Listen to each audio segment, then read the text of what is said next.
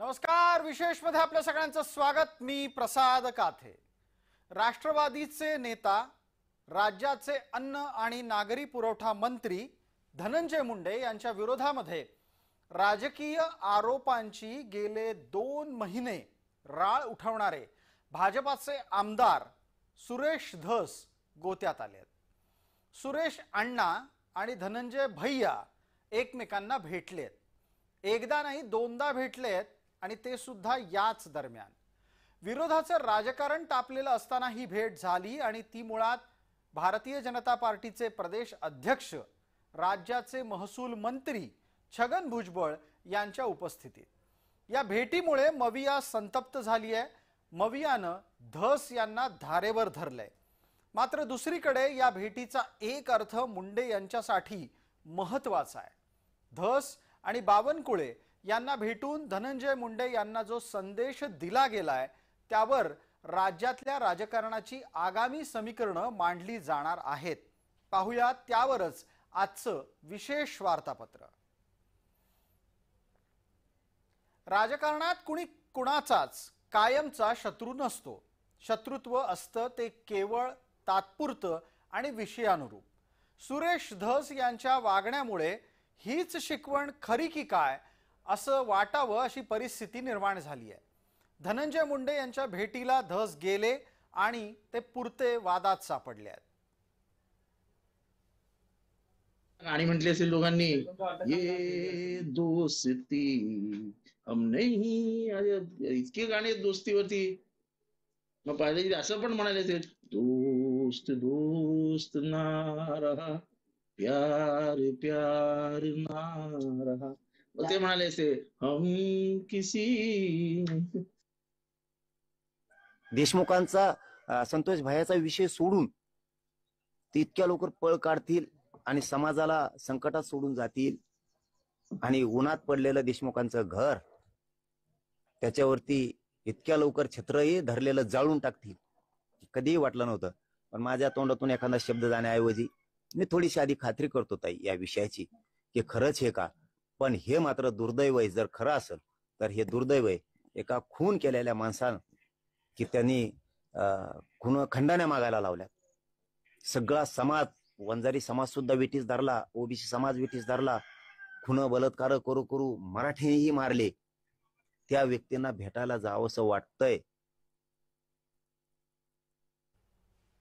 धस साहेबांनी जो so called लढा उभा केला होता तो लढा नसून फक्त आणि फक्त या निमित्ताने जो बीड जिल्हा संपूर्ण राष्ट्रवादीमय आहे, त्यात स्थानिक स्वराज्य संस्थांच्या निमित्ताने भाजपचा शिरकाव करण्यासाठी धस यांना मराठा नेता म्हणून एस्टॅब्लिश करणं आणि अगदी त्याच वेळेला देवेंद्र फडणवीसांची इमेज बाहुबली प्रस्थापित करणं, एवढंच त्यांना करायचं होतं.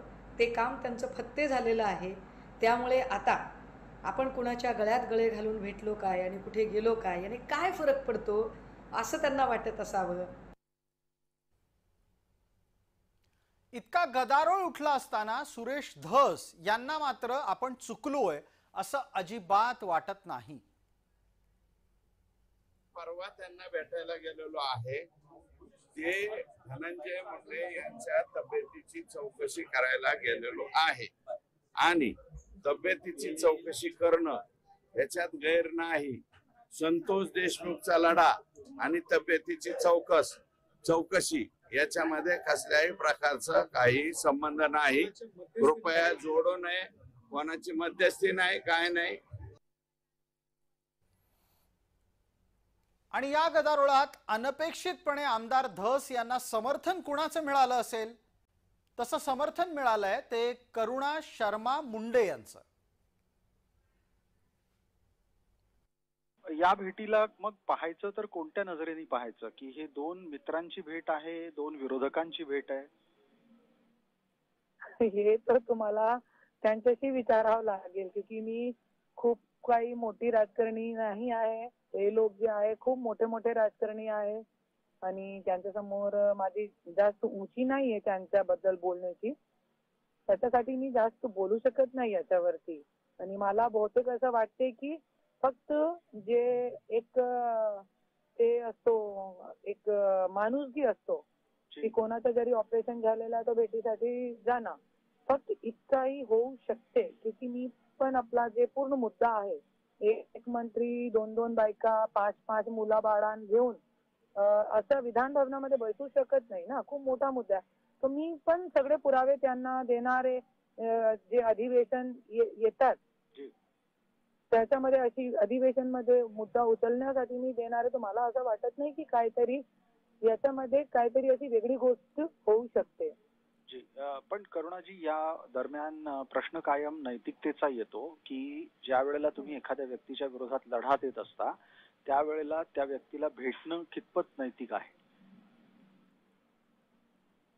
हा, ते तो आहे, जे तुम्ही सांगताय ते एकदम खरी गोष्ट आहे.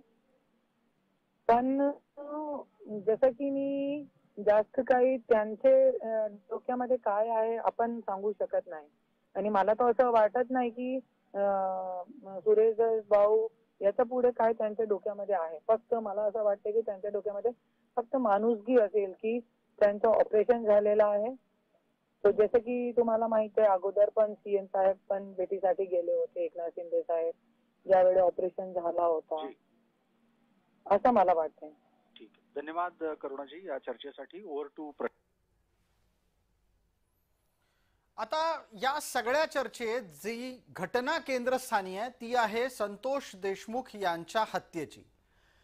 मसाजोग हे मटकी पोहे खाण्यासाठीचं प्रसिद्ध ठिकाण आहे, पण आता मात्र मटका पोहाच्या ऐवजी चर्चेत आलंय ते सरपंच संतोष देशमुख यांच्या हत्येमुळे. या प्रकरणामुळे घडणाऱ्या राजकीय नाट्यात सध्या कोणती नावं महत्त्वाची आहेत ते लक्षात घ्यायला लागेल. आणि जेव्हा आपण धस मुंडे भेटीची चर्चा करतो तेव्हा या राजकीय नाट्यातली ही पात्र लक्षात घ्या. वाल्मिक कराड, धनंजय मुंडे, पंकजा मुंडे, संदीप क्षीरसागर, सुरेश धस, मनोज जरांगे, अजित पवार, देवेंद्र फडणवीस ही सगळी अशी मंडळी आहेत की जी या संतोष देशमुख हत्या प्रकरणामध्ये महत्त्वाची पात्र आहेत. हे सगळे तर्क एका बाजूला आहेत आणि सार्वजनिक जीवनातली नैतिकता एका बाजूला आहे. कारण तुम्ही जेव्हा एखाद्या व्यक्तीच्या विरोधात भूमिका घेता तेव्हा समाज ती भूमिका पटली तर तुमच्या मागे उभा राहतो. त्या पाठीराख्यांना पण घरीदारी भूमिका घेण्याची, भूमिका घेणाऱ्याला पाठिंबा देण्याची किंमत मोजावी लागते. आणि त्याच वेळी जर समजा नेतृत्वानं विरोधकांची भेट घेतली तर मग समर्थक अस्वस्थ होतात. या अस्वस्थ होण्याला उत्तर कोण देणार आहेत? धनंजय देशमुख याबाबतच वेदना थेट व्यक्त करतायत. मी म्हणजे माझं कुटुंब हे पीडित आहे. जी. अतिशय निर्घुणपणे माझ्या भावाची हत्या केलेली आहे आणि त्या हत्येच्या निषेधार्थ विविध मोर्चे, विविध आंदोलने झाली. यात सर्व समाजातील सर्वसमावेशक घटक जे विविध जाती धर्मातील, सर्व जात धर्मातील होते, त्याच्यामध्ये सगळ्यांची भूमिका न्यायाची होती आहे. आणि आम्ही पीडित असल्यामुळं आम्ही न्याय मागतोय, आम्ही दारोदार फिरतोय, आम्ही रस्त्यावर आहे. तर या संदर्भात अण्णासोबत माझं बोलणं ह्याविषयी सविस्तर झालेलं नाहीये, पण आमची भूमिका एकच आहे की म्हणजे माझ्या भावाला न्याय द्या.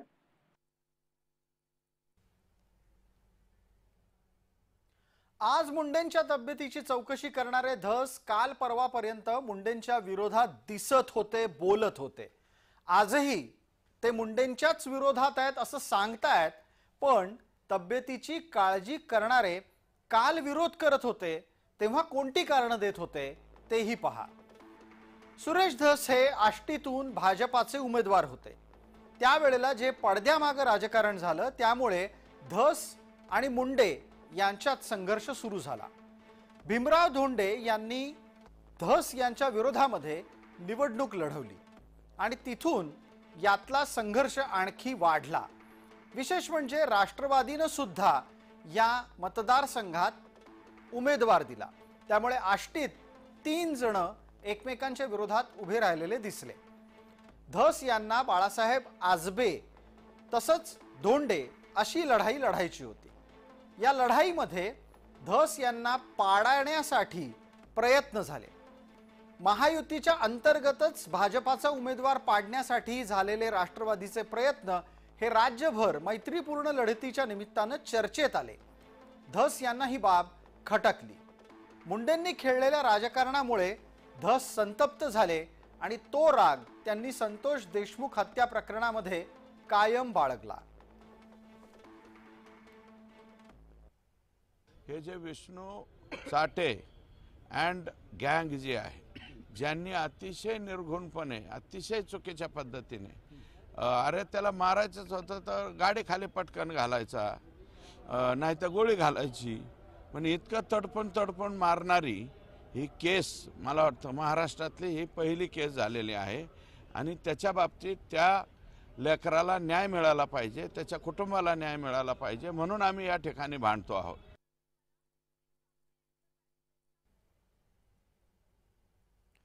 विशेष म्हणजे धस आणि मुंडे गुपचूप भेटलेले नाहीत आणि एकदा नाही तर दोनदा भेटलेले आहेत.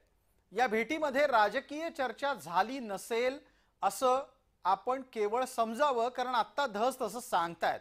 प्रत्यक्षात असा विश्वास कोणीही ठेवणार नाही. त्यातही हे दोघे विरोधक भेटले तेव्हा तिथे चंद्रशेखर बावनकुळे हजर होते, हे विशेष. धस म्हणतात की मी त्यांची तब्येतीची विचारपूस करायला गेलो होतो. म्हणजे त्यांचं फक्त छोटूसं एक डोळ्याचं ऑपरेशन झालं होतं, त्यासाठी थेट हॉस्पिटलमध्ये जाण्याची गरज नव्हती. त्यांना चौकशी करायची होती तर दुसऱ्यांकडनं कोणाकडनं तब्येतीची विचारपूस करता आली असती त्यांना. आणि जे बावनकुळे म्हणाले की त्यांच्यात मनभेद नाही आहेत, मतभेद आहेत, हा डायलॉग ऐकून ना खरंच कान किटले. आणि हे सगळं राजकीय सेटिंग बघून आता किळस येतोय, राग येतोय. तब्येतीची विचारपूस करायला भेटण्याचं कारण दिलं गेलंय. काही क्षणासाठी ते बाजूला ठेवू, पण आता बावनकुळे यांच्या उपस्थितीमध्ये धस मुंडे भेटतायत तेव्हा काय घडलं असेल याची शक्यता आपल्याला विचारात घ्यायची आहे. या दोन्ही नेत्यांच्या भेटीचा केवळ योगायोग असू शकतो असं आपण आता धरून चालू, कारण एक जण आधी एक ठिकाणी होता आणि त्या ठिकाणी दुसरा नेता पोहोचलाय. विकास कामाच्या निमित्तानं नेते परस्परांना भेटत असतात, हेही महाराष्ट्राच्या राजकारणात आपण पाहिलंय. तब्येतीची विचारपूस करायलाही नेते भेटतात, हेही विसरून चालणार नाही.